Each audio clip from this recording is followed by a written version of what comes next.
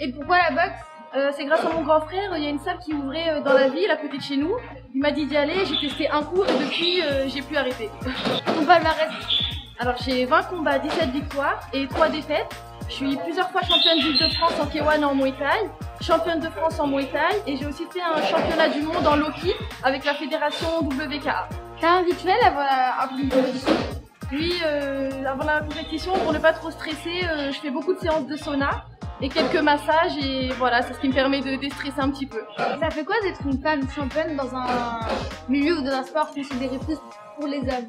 Alors il n'y a pas spécialement de problème, après il y a toujours un peu de jalousie quand on a des titres et tout, mais il y a aussi beaucoup de respect de la part des hommes, donc ça va, c'est pas trop un problème.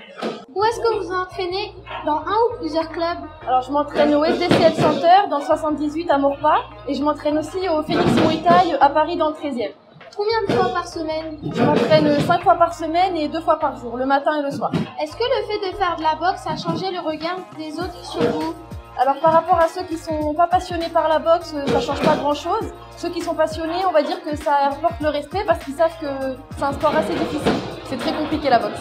Qu'est-ce que la boxe vous apporte? Alors pour moi personnellement, ça m'a apporté plus de confiance en moi. Et ayant un tempérament assez nerveuse, ça m'a appris à me canaliser et aussi ça joue beaucoup sur le mental face aux épreuves, même dans la vie privée. Donc c'est que du positif. Est-ce qu'on te reconnaît dans la rue? Alors on me reconnaît pas parce que malheureusement la boxe, malgré que ce soit un sport très difficile, c'est pas tellement reconnu en France. Mais par contre à Trappes dans ma ville, oui, on me connaît assez quand même. Comment avez-vous vécu le confinement? Alors le confinement, j'ai pas eu vraiment de problème avec ça parce que j'ai mon coach qui me suit depuis 6 ans, c'est Reza Kessas. Et malgré le confinement, on a toujours continué de s'entraîner tous les jours, en cachette dans la forêt. Qu'est-ce que vous mangez en période de compétition, après une compétition?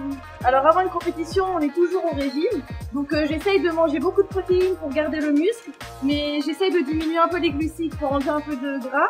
Mais sans perdre trop d'énergie non plus. Est-ce que vous pouvez nous apprendre un enchaînement que vous aimez? Oui, je vais vous montrer ça. Le premier enchaînement que je peux te montrer, c'est ça. Tu lèves tes mains pour protéger ton visage. Gauche, droite. L'autre, tu me tapes dans la cuisse. Ça sert en combat à viser vers le haut.